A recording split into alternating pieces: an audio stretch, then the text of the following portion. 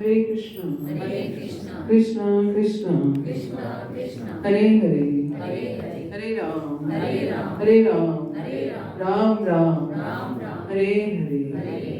ओम अज्ञानतिमिरान्धस्य ज्ञानाञ्जनशलाकया चक्षुर्मिलितं येन तस्मै श्रीगुरुवे नमः। श्रीचैतन्यमनोभीष्टं स्थापितं येन भूतले स्वयं रूप कदा मह्यं ददाति स्वपदान्तिकम्। वन्देऽहं श्रीगुरो श्रीयुतपत्कमलं श्रीगुरुवैष्णवांचं श्रीरूपं सारजातं सहगण रघुनाथान्वितं तं सजीवम् साद्वैतं साधुतं परिजन सहितं कृष्ण चैतन्य देवं श्री राधा कृष्ण पादान सैगण ललिता श्री विशाखान्वितांश। हे कृष्ण करुणा सिंधु दीन बंधो जगतपते गोपेश गोपिका कांत राधा कांत नमस्तुते। तप्त कांचन गौरांगी श्री राधे वृंदावनेश्वरी वृषभानुसुते देवी प्रणमामि हरिप्रिये। वाञ्छाकल्पतरुभ्यश्च कृपा सिन्धुभ्यैव च पतितानां पावनेभ्यो वैष्णवेभ्यो नमो नमः। जय श्री कृष्ण चैतन्य प्रभु नित्यानंद श्री अद्वैत गदाधर श्रीवासादि गौर भक्त वृंद। हरे कृष्णा कृष्णा कृष्णा हरे हरे हरे राम राम राम हरे हरे। ओम नमो भगवते वासुदेवाय। ओम नमो भगवते वासुदेवाय। ओम नमो भगवते वासुदेवाय। ओम नमो भगवते वासुदेवाय। ओम नमो भगवते वासुदेवाय। ओम नमो भगवते वासुदेवाय। नारायणं नमस्कृत्य नारायणं नमस्कृत्य नरं चैव नरोत्तमं नरं चैव नरोत्तमं देवीं सरस्वतीं व्यास देवीं सरस्वतीं व्यास ततो जयमुदीरये। ततो जयमुदीरये। नष्टप्रायेषु अभद्रेषु नष्टप्रायेषु भद्रेषु नित्यं भागवत सेवया नित्यं भागवत सेवया भगवती उत्तम श्लोके भगवती उत्तम श्लोके भक्तिर्भक्ति नैष्ठिकी। भक्तिर्भक्ति नैष्ठिकी। ग्रंथ श्रीमद् भागवतम की जय। ग्रंथ श्रीमद् भागवतम स्कंद 4। आज हम अध्याय 18 में से कुछ पढ़ते हैं। तो पिछली क्लास में हम चर्चा कर रहे थे, किसको याद है?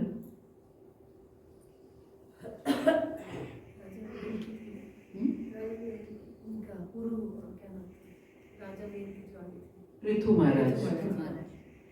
पृथु महाराज की कथा हम कर रहे थे कि पृथु महाराज जो हैं वो उनको जब राज सिंहासन दिया गया तो उनके राज्य में अन्न का बहुत अभाव था। तो अन्न के अभाव के कारण लोग जो है मर रहे थे।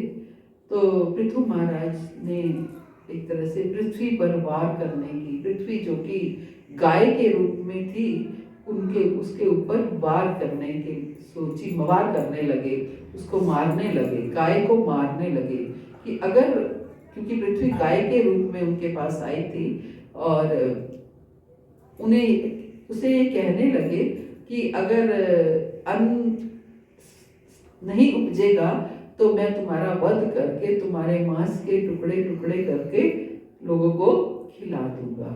तो एक तरह से पिछली क्लास में हमने इस प्रसंग पे चर्चा की थी कि मांसाहार शास्त्र कब कब अलाउ करते हैं, कि कब मांसाहार कर सकते हैं, किन परिस्थितियों में मांसाहार कर सकते हैं। अब पृथु महाराज ने पृथ्वी को बहुत डांटा फटकारा, बुरा भला कहा, मारा पीटा, जो उनके पीछे वो को उसके ऊपर क्रोधित हुए। तो अब पृथ्वी जो है, जो कि गाय रूप में है, वो उनकी स्तुति करने लगी, उनसे क्षमा याचना करने लगी, उनसे किसी से भी अगर कोई हम पर वार करे तो हम क्या करते हैं, हम उस पर वार करते हैं।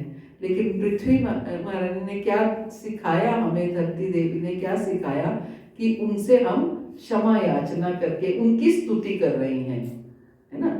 वो हम उनकी स्तुति कर रही हैं कि आप तो स्वयं भगवान हैं, आप तो स्वयं, पृथु महाराज क्या थे, भगवान के अवतार हैं, तो आप तो स्वयं भगवान हैं, आप तो सब कुछ जानते हैं कि ये सब कुछ क्यों हो रहा है। तो मुझे बताइए मैं किसकी शरण में जाऊं, मैं क्या, मेरी क्या गलती है, तो मुझे मेरा दोष बताइए। तो पृथु जो धरती देवी हैं, वो पृथु महाराज से क्षमा याचना कर रही हैं और उनकी स्तुति कर रही हैं।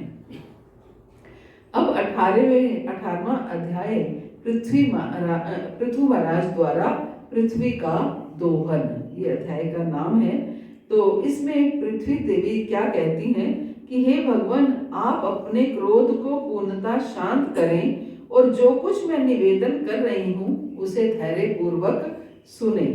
कि आप जो क्रोधित हो रहे हैं, जिस पे भी क्रोध होता है, तो वो अपना लॉजिक तो देगा ना कि मुझ पर क्यों गुस्सा कर रहे हो, मेरे पर क्रोध क्यों कर रहे हो। तो पृथ्वी देवी लॉजिक दे रही हैं अपने कि आप अपने क्रोध को पूरी तरह शांत करें और जो मैं निवेदन कर रही हूँ उसे धैर्य पूर्वक सुनिए, कृपया इसे और ध्यान दें। मैं भले ही दीन हूँ, किंतु बुद्धिमान व्यक्ति सभी स्थानों से ज्ञान के सार को ग्रहण कर लेता है। कि भले ही मैं दीन हूँ, लेकिन जो बुद्धिमान व्यक्ति होता है वो हर स्थान में से जो निचोड़ है वो ले लेता है। वो ये सोचता है कि पृथ्वी ने ऐसा क्यों किया होगा। पृथु महाराज ये बात सोच सकते थे कि पृथ्वी ने ऐसा क्यों किया होगा, क्यों अन्न नहीं उपजा रही है, क्योंकि भगवान जो है वो हर जीव के लिए खाने का अरेंजमेंट करते हैं। तो यहाँ आकर के कुछ ना कुछ ऐसी मिसकैलकुलेशन, मिसकंसेप्शन जो भी हो जाता है, तो ये प्रॉब्लम्स आती हैं कि अन्न की कमी हो गई या डिस्ट्रीब्यूशन ठीक से नहीं होता, कुछ ना कुछ वजह होती है जिसकी वजह से ये समस्याएं आती हैं। तो पृथ्वी महारानी कहती हैं कि बुद्धिमान व्यक्ति सभी स्थानों से ज्ञान के सार को ग्रहण करता है, जिस प्रकार भौरा प्रत्येक फूल से मधु संचित करता है। मानव समाज को इस जीवन में ही नहीं वरना अगले जन्म में भी लाभ पहुंचाने के लिए बड़े बड़े ऋषियों तथा मुनियों ने जनता की संपन्नता के अनुकूल विभिन्न विधियों की संस्तुति की है। कि बड़े बड़े ऋषि मुनियों ने मानव समाज का कल्याण करने के लिए बहुत सी विधियां बताई हैं, बहुत सी विधियों के बारे में बताया है। मानव समाज को संपन्न करने के लिए जो कोई प्राचीन ऋषियों द्वारा बताए गए नियमों तथा आदेशों का पालन करता है, वह व्यवहारिक कार्यों में उनका उपयोग कर सकता है। जो कोई भी ऋषियों मुनियों की बातों को सुनता है, उनकी बातों को व्यवहार में लेके आता है, तभी वो उसका कल्याण हो पाता है।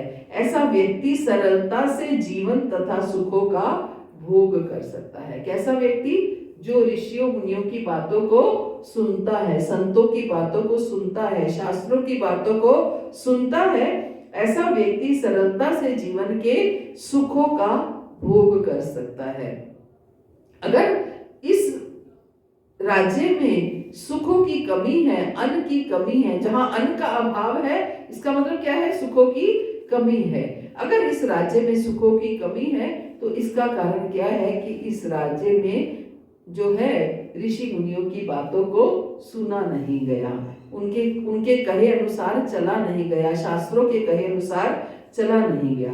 ऐसा मूर्ख पुरुष जो कोई मनोकल्पना द्वारा अपने निजी साधन तथा माध्यम तैयार करता है और साधुओं द्वारा स्थापित दोषहीन आदेशों को मान्यता नहीं प्रदान करता, वे अपने प्रयासों में बार बार असफल होता है। क्या बोला है इसको? मूर्ख पुरुष बोला है। कौन मूर्ख पुरुष? जो अपने मनोधर्म चलाता है, अपनी मनोकल्पना से कार्य करता है और संतों की, ऋषि मुनियों की बातों को सुनता नहीं है। तो ऐसे में क्या होता है? निजी साधन माध्यम तैयार करता है और साधुओं द्वारा स्थापित दोषहीन आदेशों को मान्यता नहीं देता। उसको क्या कहा गया है? मूर्ख पुरुष है। वो मूर्ख पुरुष है जो साधुओं द्वारा जो निर्देश दिए गए हैं उनको मान्यता नहीं देता और अपने निजी साधन, अपनी मनोकल्पना से कार्य करता है, वे अपने प्रयासों में बार बार असफल होता है। क्यों? क्योंकि वो ना तो साधु की मान रहा है, ना शास्त्र की मान रहा है, ना अपने किसी भी ऋषि मुनि संतों किसी की नहीं मान रहा है, अपने मनोधर्म चला रहा है, अपनी मनोकल्पना से कार्य कर रहा है। आगे कहती हैं पृथ्वी देवी कि हे राजन, प्राचीन काल में ब्रह्मा ने जिन बीजों, मूलों, जड़ी बूटियों तथा अन्नों की सृष्टि की थी, वे अब उन अभक्तों द्वारा उपभोग किए जा रहे हैं जो समस्त आत्मज्ञान से शून्य है। कि ब्रह्मा जी ने जो भी, भगवान ने अपनी तरफ से किसी भी अन्न, शाक सब्जी, किसी चीज की कमी नहीं की है। तो ब्रह्मा जी ने जो बीज दिया, जिन बीजों को, जिन मूलों को, जिन जड़ी बूटियों को, जिस अन्न को की सृष्टि की, उसको बनाया, तो वो उसका उपभोग कौन कर रहे हैं? अभक्त लोग कर रहे हैं। उसका भोग जो कर रहे हैं वो ऐसे लोग कर रहे हैं जो दूषित हैं, जो भगवान से को नहीं जानते हैं, जो भगवान के साथ बिल्कुल कनेक्टेड नहीं है, जो एक तरह से गलत कार्यों में लगे हुए हैं। वो लोग उनको कंज्यूम कर रहे हैं। उस जो अन्न उत्पादन हो रहा है, जो बीज ब्रह्मा जी ने दिया था, और उससे जो शाक सब्जी अन्न उत्पन्न हो रहा है, उसको कंज्यूम, उसको यूज कौन कर रहा है? जो अभक्त लोग हैं, जो भक्ति में नहीं है। इसलिए पृथ्वी महारानी क्या कहती हैं, हे राजन, अभक्तों द्वारा अन्न तथा जड़ी बूटियों का उपयोग तो किया ही जा रहा है, मेरी भी ठीक से देखभाल नहीं की जा रही। लॉजिक रीजन दे रही हैं क्यों अन्न उत्पादन नहीं हो रहा। कि एक तो जो अन्न उत्पादन हो रहा है, जो फसल उग रही है, जो शाक सब्जी उग रही है, जो फल सब्जी उग रही है, वो क्या है? उसका ठीक से उपयोग नहीं हो रहा, उसका अभक्त लोग खा रहे हैं। मेरी भी ठीक से देखभाल नहीं हो रही है। मेरी उन राजाओं द्वारा उपेक्षा हो रही है जो उन चोरों को दंड नहीं दे रहे हैं। चोर किसको कहा गया है? अभक्तों को। जो अभक्त लोग हैं और जो उस फसल को खा रहे हैं, वो उनको अभक्त कहा गया है और उनको चोर कहा गया है।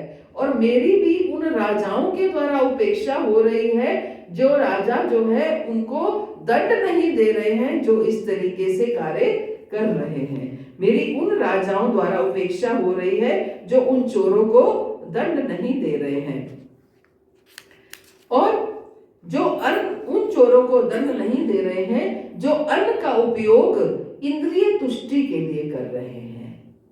जो अन्न का उपयोग अपनी इंद्रिय तुष्टि के लिए कर रहे हैं, फल स्वरूप मैंने उन समस्त बीजों को छिपा लिया है। क्या कह रही है पृथ्वी महारानी?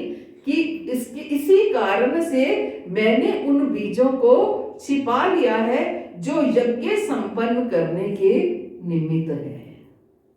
सोचिए, हम कभी कभी कहते हैं ना कि कोई भी जैसे देश में कोई विपदा आन पड़ती है, किसी वस्तु की या कोई समस्या आ जाती है, तो हम कहते हैं बहुत अन्याय हो रहा है देश में, बहुत गलत तरीके से कार्य हो रहा है, इस वजह से कहीं ना कहीं से तो होगा। तो सच में पृथ्वी महारानी यही कह रही हैं कि क्योंकि जो उत्पादन हो रहा है उसका ठीक से प्रयोग नहीं हो रहा है, उसको अभक्त लोग खा रहे हैं। अभक्त लोग खाने का अर्थ क्या है? भोग लगा कर नहीं खा रहे हैं।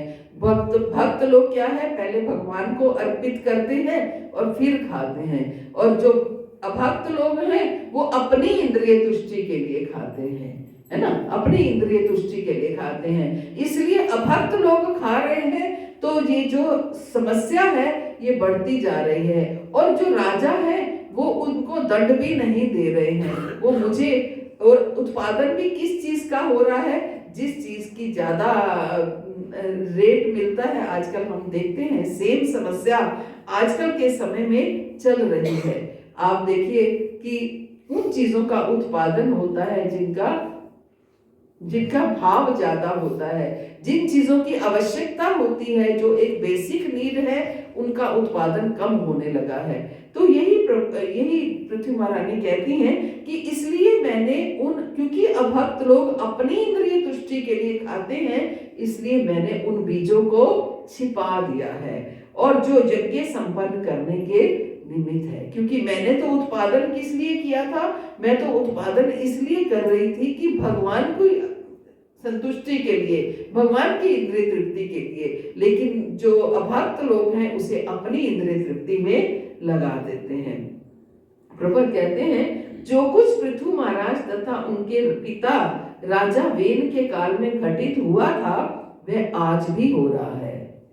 उस समय जो हुआ वो आज भी हो रहा है। बड़े पैमाने पर औद्योगिक तथा कृषि उत्पादों के उत्पादन हेतु बृहद आयोजन सामने आते हैं, किंतु ये सारे उत्पादन इंद्रिय तुष्टि के निमित्त हैं।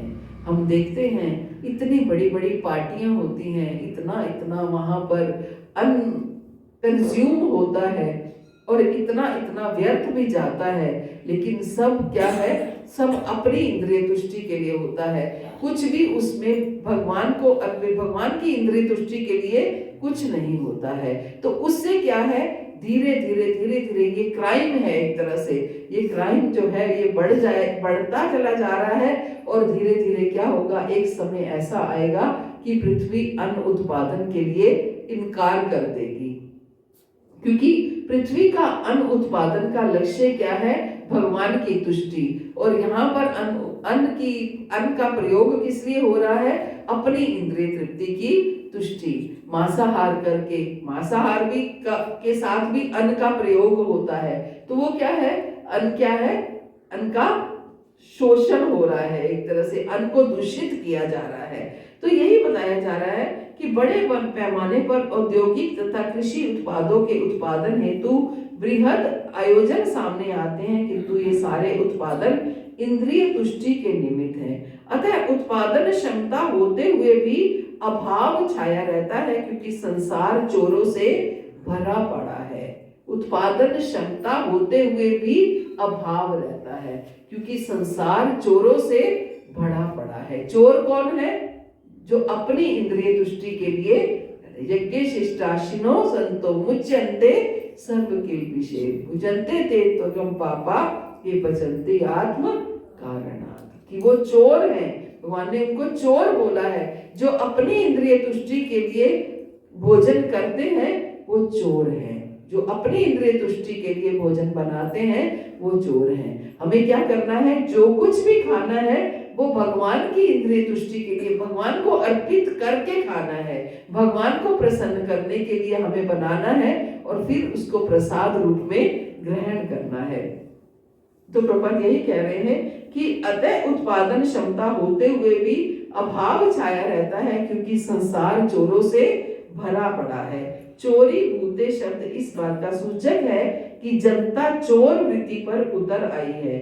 वैदिक ज्ञान के अनुसार मनुष्य तभी चोर बनते हैं जब वो इंद्रिय तृप्ति हेतु आर्थिक विकास की योजनाएं बनाते हैं। वो योजनाएं किस चीज की बनाते हैं, केवल अपने आर्थिक विकास की योजनाएं बनाते हैं। भगवद गीता में भी बताया गया है कि यदि कोई यज्ञ किए बिना अर्थात भगवान को अर्पित किए बिना अन्न खाता है तो वह चोर है और दंडनीय है। आध्यात्मिक साम्यवाद के अनुसार इस भूमंडल की सारी संपत्ति भगवान की है। यहाँ जो भी वस्तु है, जिस वस्तु का भी उत्पादन हो रहा है वो सब भगवान की है। और अगर हम उसको भगवान को ही अर्पित नहीं करेंगे तो क्या है, हम चोर है ना। जनता का अधिकार है कि भगवान को भेंट अर्पित करने के बाद ही वस्तुओं का प्रयोग करे। जब तक भगवान को भेंट अर्पित ना करे तब तक उन वस्तु का उपयोग नहीं करना चाहिए। प्रसाद ग्रहण करने की यही विधि है। जब तक कोई इस विधि से प्रसाद ग्रहण नहीं करता वह निश्चित रूप से चोर है। वह राजाओं तथा लोकपालों का कर्तव्य है कि ऐसे चोरों को दंड दे। तो इससे क्या समझ में आती है कि कम से कम हमें इस चीज का प्रचार अवश्य करना चाहिए कि लोग कम से कम भोजन अर्पित करके खाएं। बिना अर्पित किए भोजन ग्रहण ना करें, क्योंकि अर्पित करके नहीं ग्रहण करेंगे तो एक ना एक दिन पृथ्वी विद्रोह पर उतर ही आएगी। जब पृथ्वी जो देखेगी कि उसका शोषण हो रहा है, जो भी उससे उत्पादन हो रहा है उसका सही तरीके से प्रयोग नहीं हो रहा है। आप देखिए कि आप जो घर में कुकिंग करते हैं, अगर वो आप किसके लिए करते हैं? अपने परिवार के लिए करते हैं, पति के लिए, बच्चों के लिए, अपने जो भी घर के फैमिली मेंबर्स हैं उनके लिए कुकिंग करते हैं। लेकिन अगर वो जो खाना आप बनाते हैं वो खाना आपका परिवार ना खा करके कौन खाए? कोई पड़ोसी खा जाए, कोई ऐसा दूसरा व्यक्ति खा जाए, तो आप कब तक कुकिंग करोगे? आप फिर तो कहोगे जब मेरे परिवार को ही नहीं मिलता तो मैं क्यों बनाऊं, है ना? जब दूसरे लोग इसका भक्षण कर रहे हैं तो मैं इसको क्यों बनाऊं? तो पृथ्वी जो है उत्पादन करती है भगवान के लिए, भगवान की तुष्टि के लिए, और उसे हम खा जाते हैं तो पृथ्वी कब तक उत्पादन करेगी? माँ है, पृथ्वी माँ है ना? जो माँ अगर बनाती है तो अपने बच्चों के लिए बनाती है, अपने परिवार के लिए बनाती है। लेकिन अगर उसका भक्षण दूसरे लोग करेंगे तो मैं कब तक बनाऊंगी? कि मेरे बच्चों को तो मिलता नहीं है, पड़ोसी के बच्चे खा जाते हैं, तो मुझे क्या जरूरत है बनाने की? तो ऐसे ही पृथ्वी सोचती होगी, जहां तक मैं सोचती हूँ, कि जब भगवान को ही अर्पित, मैं तो भगवान के लिए उत्पादन करती हूँ, भगवान की सेवा करना चाहती हूँ, लेकिन भगवान को ही अर्पित नहीं होता तो फिर मैं उत्पादन क्यों करूं? तो प्रभुपाद यही कह रहे हैं कि जनता का अधिकार है कि भगवान को भेंट अर्पित करने के बाद ही वस्तुओं का प्रयोग करे। प्रसाद ग्रहण करने की यही विधि है। जब तक कोई इस विधि से प्रसाद ग्रहण नहीं करता वह निश्चित रूप से चोर है। वह राजाओं तथा लोकपालों का कर्तव्य है कि ऐसे चोरों को दंड दे और विश्व का उत्तम रीति से पालन करे। मुझे लगता है आने वाला समय अगर इसी तरीके से मोदी सरकार करती रही तो शायद ये भी एक नियम लगा देगी कि जब तक अर्पित नहीं करोगे तब तक, है ना, एक नियम हो जाना चाहिए कि जो भी राशन तो बांट रही है फ्री में, लेकिन पर ये भी सिखाना चाहिए कि ये राशन जो लेके जा रहे हो, इस राशन को पहले भगवान को अर्पित करना है और फिर उसको ग्रहण करना है, प्रसाद रूप में ग्रहण करना है। कुछ भी ऐसा धार्मिक कार्य ना हो, कम से कम जो आप ग्रहण कर रहे हैं वो तो कम से कम अर्पित भोजन ग्रहण करें। कहते हैं कि 7 साल में हमारे शरीर के पूरी कोशिकाएं ये बदल जाती हैं। अगर हम 7 साल केवल प्रसाद ग्रहण करते हैं, केवल भोग ग्रहण करते हैं, तो सारे शरीर के हमारे सेल बदल जाते हैं। यानी कि ये भौतिक शरीर जो है वो धीरे धीरे आध्यात्मिक होने लगता है। हम कहते हैं हम संतों का शरीर भौतिक नहीं होता, आचार्य जनों का शरीर जो है वो भौतिक नहीं होता, आध्यात्मिक शरीर होता है। कैसे बन जाता है आध्यात्मिक शरीर, है ना?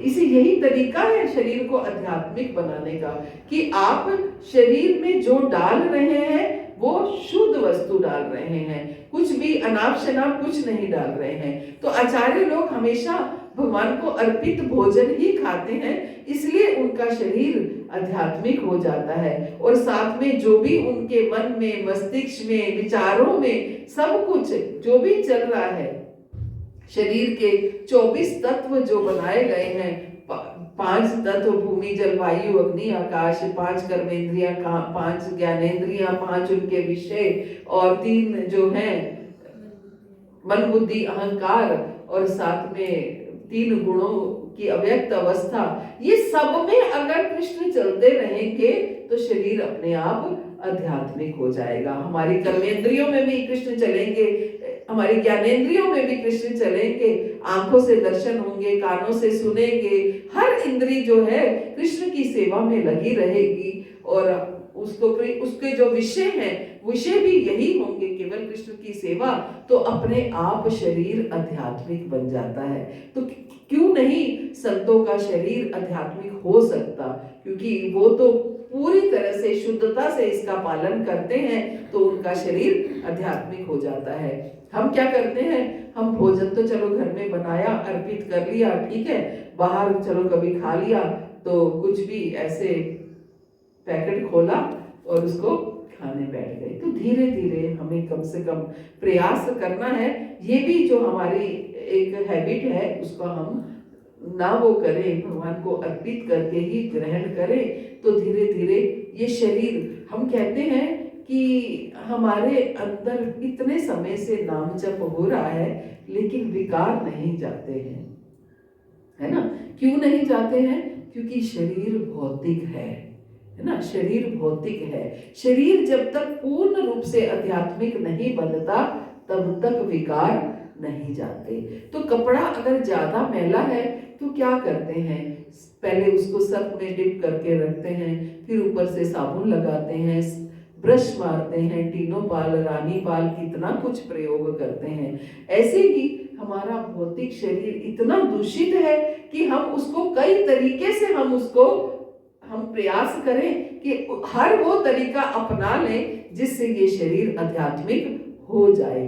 हम जो खाएं वो प्रसाद ग्रहण करें, हम जो सुने वो कृष्ण की कथा सुने, हम जो देखें वो कृष्ण दर्शन देखें, भक्तों के दर्शन करें, भक्तों की सेवा करें, हाथों से भक्तों की सेवा करें, पैरों से वहीं चल करके जाएं जहां भक्त हो, जहां भक्तों का संग प्राप्त हो।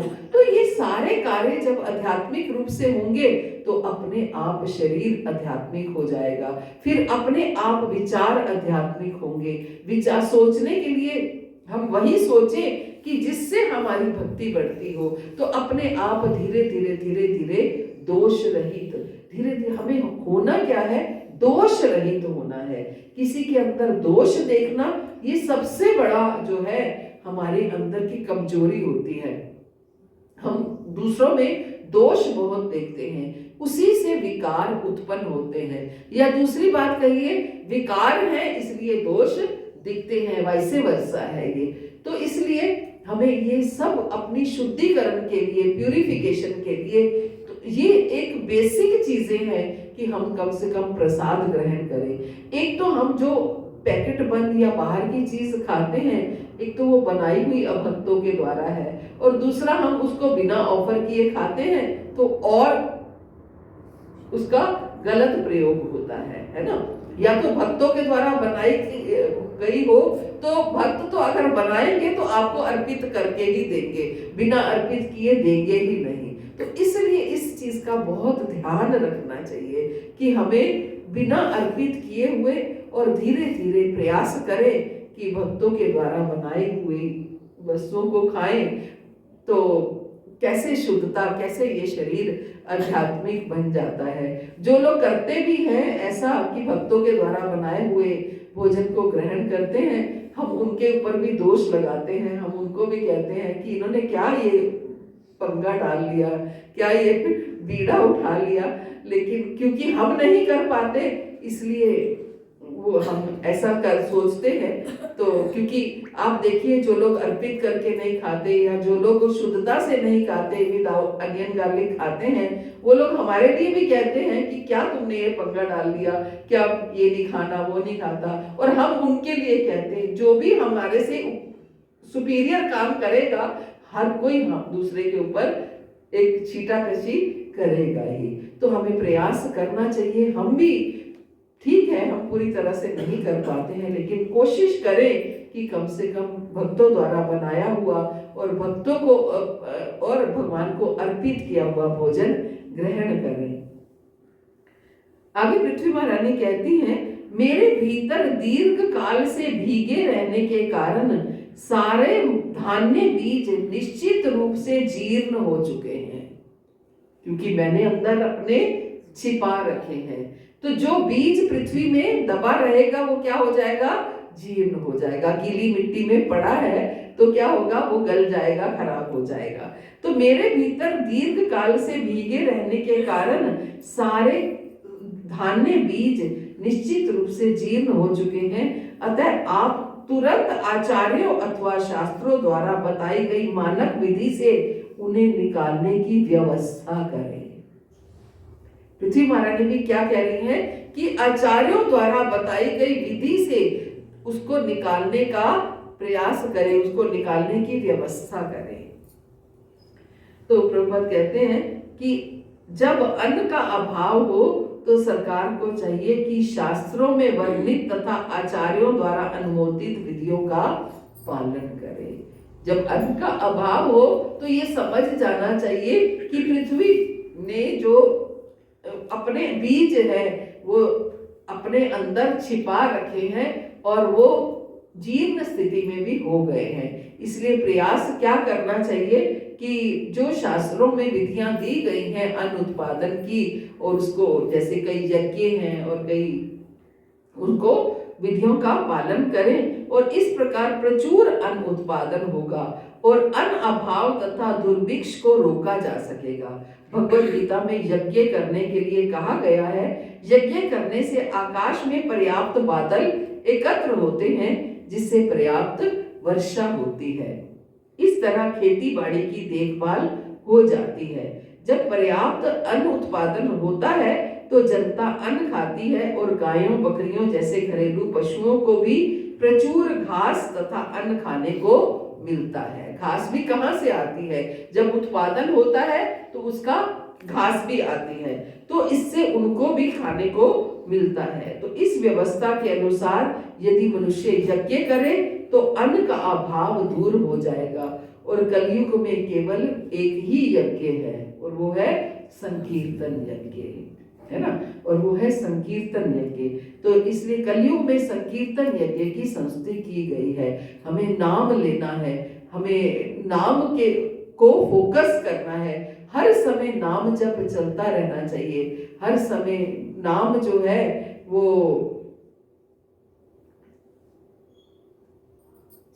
नाम का चिंतन, नाम का स्मरण और नाम का जप, नाम कीर्तन, ये सब चलता रहना चाहिए। तो इसलिए मेरी बहुत इच्छा थी कि बहुत पहले भी कि हम यहाँ पर कीर्तन कराएं, लेकिन शायद न्यू ईयर पे हम कराते हैं तो वो हो नहीं पाया। तो गौर पूर्णिमा आ रही है तो क्या हम ऐसा कर सकते हैं कि यहाँ पर नाम कीर्तन संकीर्तन रखें एक दिन का। लेकिन रविवार तो प्रोग्राम है, शनिवार है या फिर मंडे, फिर होली के उसमें नहीं हो पाएगा। देखिए प्रयास करते हैं। यदि कोई ये सोचता है कि आधुनिक यंत्रों तथा ट्रैक्टरों के द्वारा अन्न उत्पन्न किया जा सकता है तो ये उसकी भूल है। यदि कोई रेगिस्तान में जाए और ट्रैक्टर चलाए तो भी अन्न पैदा नहीं होगा। क्या कह रहे प्रभुपाद? यदि कोई ये सोचता है कि आधुनिक यंत्रों या ट्रैक्टरों के द्वारा अन्न उत्पन्न किया जा सकता है तो ये उसकी भूल है। यदि कोई रेगिस्तान में जाए और ट्रैक्टर चलाए तो क्या अन्न उत्पन्न हो जाएगा? नहीं होगा। प्रभुपाद कहते हैं कि ऐसा नहीं है कि कोई ये सोचे कि मेरे पास आधुनिक यंत्र है तो वो चला देंगे तो अन्न उत्पन्न हो जाएगा। अन्न उत्पन्न नहीं होगा, रेगिस्तान में अन्न उत्पन्न नहीं होगा। हम नाना प्रकार की विधियां अपना सकते हैं, किंतु ये जानना आवश्यक है कि यदि यज्ञ नहीं किए जाएंगे तो पृथ्वी अन्न उत्पन्न करना बंद कर देगी। यदि यज्ञ नहीं किए जाएंगे तो पृथ्वी अन्न उत्पन्न करना बंद कर देगी। पृथ्वी ने पहले ही बता दिया है कि अभक्त लोग अन्न का उपभोग कर रहे हैं, इसलिए उसने यज्ञ के लिए अन्न सुरक्षित रखा है। क्या बताया है पृथ्वी ने?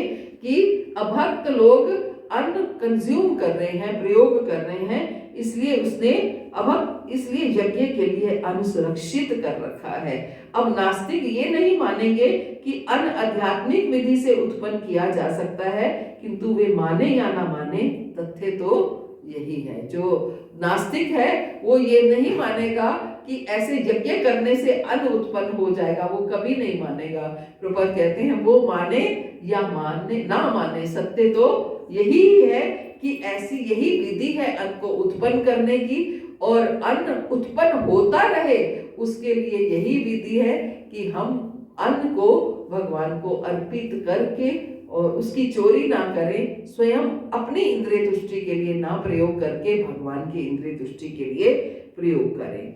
शास्त्रों में कहा गया है, इस युग के बुद्धिमान लोग संकीर्तन यज्ञ को अपनाएंगे, इससे वे भगवान श्री चैतन्य की पूजा करेंगे, जिनके शरीर का रंग सुनहरा है और जिनके साथ उनके विश्वास पात्र भक्त रहते हैं, जो सारे संसार में इस कृष्ण भावनामृत आंदोलन का सदुपदेश करते हैं। वर्तमान परिस्थिति में इस संकीर्तन को प्रचलित करके ही संसार को बचाया जा सकता है। वर्तमान स्थिति में इस संकीर्तन को प्रचलित करके ही संसार को बचाया जा सकता है। जो कृष्ण भक्त नहीं है वो चोर है, और चोर भौतिक दृष्टि से कितना ही संपन्न क्यों ना हो, उसे समुचित पद प्रदान नहीं किया जा सकता। जो कृष्ण भक्त नहीं है वो चोर है, और चोर भौतिक दृष्टि से कितना भी संपन्न क्यों ना हो, उसके पास कितनी भी भौतिक सुख सुविधाएं क्यों ना हो, तो वो उसे जो है समुचित पद प्रदान नहीं किया जा सकता। चोर चोर ही है और वो दंडनीय है। पूरा स्ट्रेस देके कह रहे हैं कि चोर चोर ही है और वो दंडनीय है। कृष्ण भक्त ना होने के कारण लोग चोर बने हैं, उन्हें प्राकृतिक नियमों के अंतर्गत दंड मिल रहा है, कोई इसे रोक नहीं सकता। भले ही कितने ही राहत फंड तथा मानवतावादी संस्थाएं क्यों ना खोल दी जाएं, जब तक लोग कृष्ण चेतना भक्ति को ग्रहण नहीं करेंगे तब तक अन्न का अभाव और कष्ट बना रहेगा। तो इसलिए हमें प्रयास क्या करें कि कम से कम लोगों को जागृत करें, इस चीज के लिए जागृत करें कि हमें ऐसे ग्रहण नहीं करना, हमें खुद अपनी इंद्रिय तुष्टि के लिए कार्य नहीं करना, अपनी इंद्रिय तुष्टि के लिए भोजन ग्रहण ना करके केवल और केवल भगवान की इंद्रिय तुष्टि के लिए बनाए, भगवान के लिए भोजन उनको अर्पित किए बिना कुछ भी ग्रहण ना करें। जिससे क्या है, अगर हम चाहते हैं हमारा शरीर आध्यात्मिक बने, हम पूर्ण रूप से आध्यात्मिक हो जाएं, पूर्ण रूप से हमारे विकार समाप्त हो जाएं, तो हमें अपने शरीर को आध्यात्मिक बनाने की ये विधि अपनानी होगी। अदरवाइज क्या है, ये संसार क्या है, दोषों से भरा ही रहेगा, कभी इसके दोष समाप्त नहीं होंगे। तो जो हम कर सकते हैं कम से कम वो हम करें, इस चीज का प्रचार हम करें कि बिना अर्पित किए हुए हमें नहीं खाना चाहिए। तो ये प्रपात हमें समझा रहे हैं।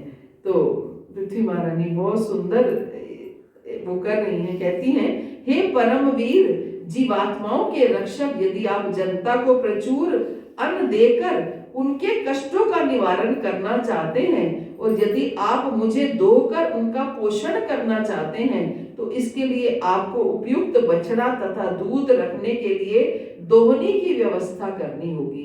साथ ही दोहने वाले का भी प्रबंध करना होगा।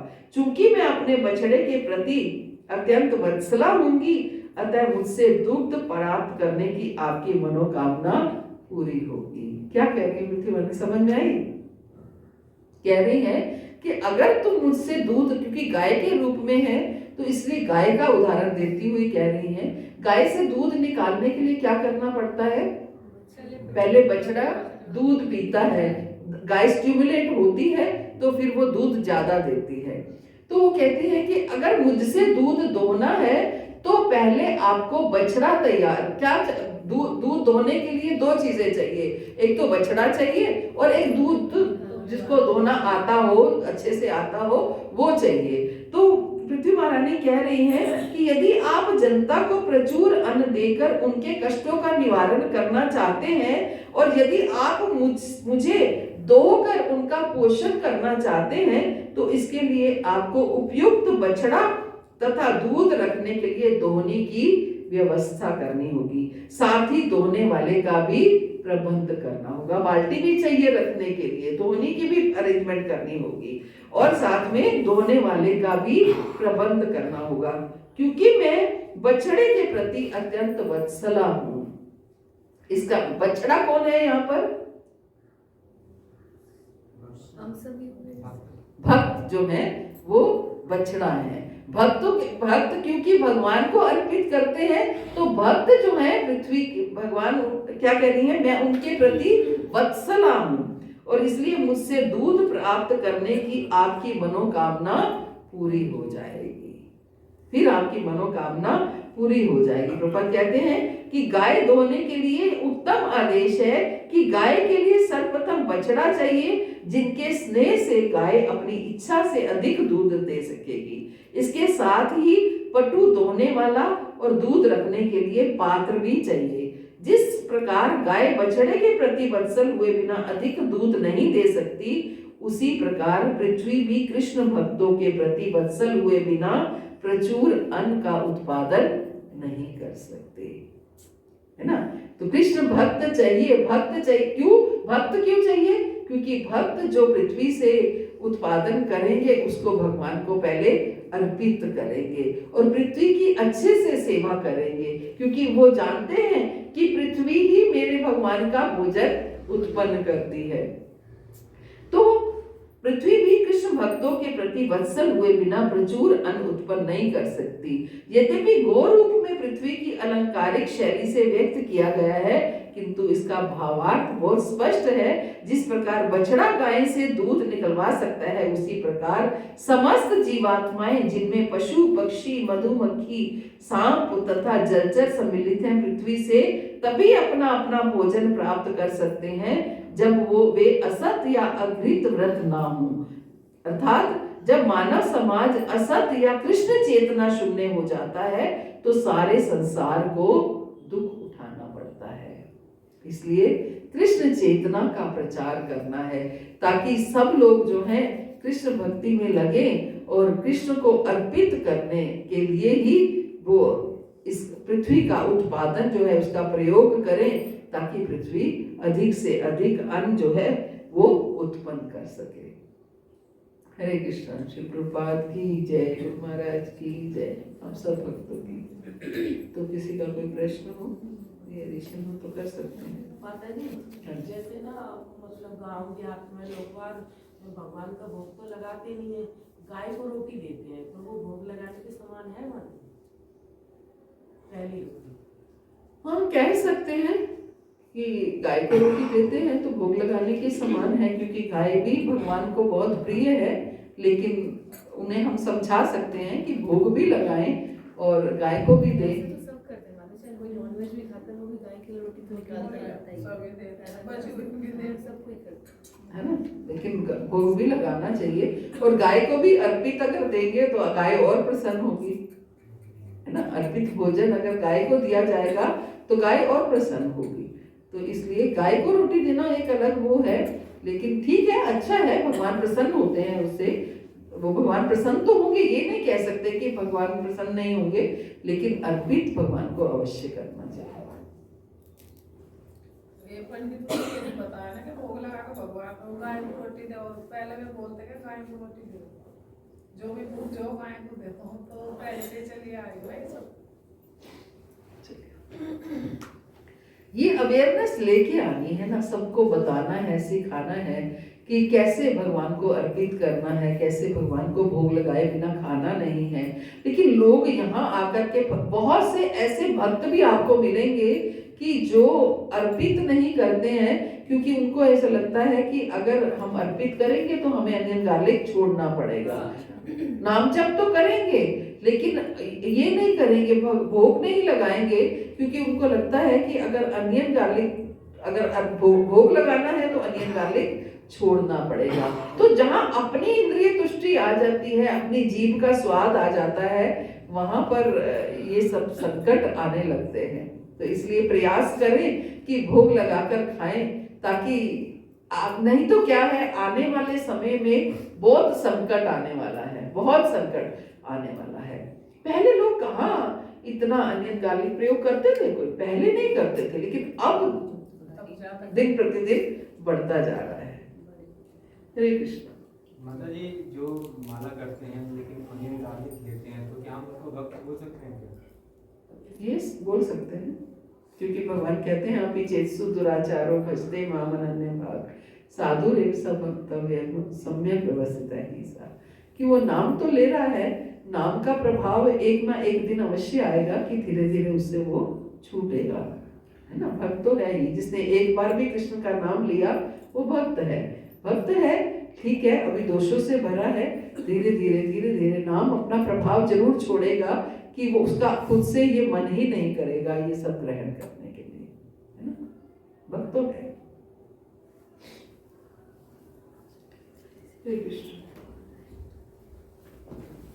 श्री प्रभुपाद की जय, गुरु महाराज की जय, आप सब भक्तों की जय। वांछा कल्पतरुभ्यश्च कृपा सिंधुभ्येव च पतितानां पावनेभ्यो वैष्णवेभ्यो नमो नमः। अनंत कोटि वैष्णव वृंद की जय। श्री प्रभुपाद की